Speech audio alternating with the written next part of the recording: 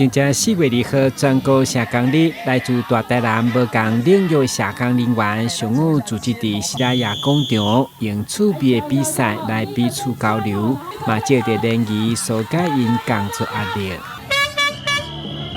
誰是我們的人？各位記得要。叫好！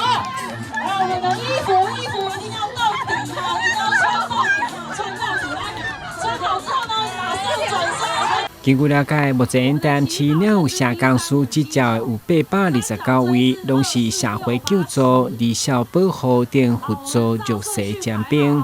其中有位條嘛校長替因加油打氣，持續鼓勵因在職的社工待較久的。會一步一步調整薪水甲進修培訓等福利，來穩定社工的能力。平日很辛苦的社工然後疏解一下平日的壓力。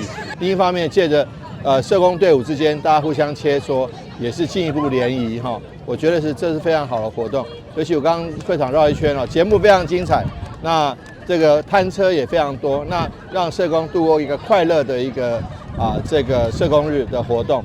那我們希望這次我們台南市也獲得於嘉南區域很多的獎項，那期待接下來我們其實社工都很辛苦，那為的就是照顧我們的市民朋友，大家多支持社工，多體諒社工，而且給社工最大的溫暖。會中市長嘛表揚17位職業社工分別對16檔到29檔的資深，肯定因種下資源，持續為弱勢家庭的支持服務來貢獻。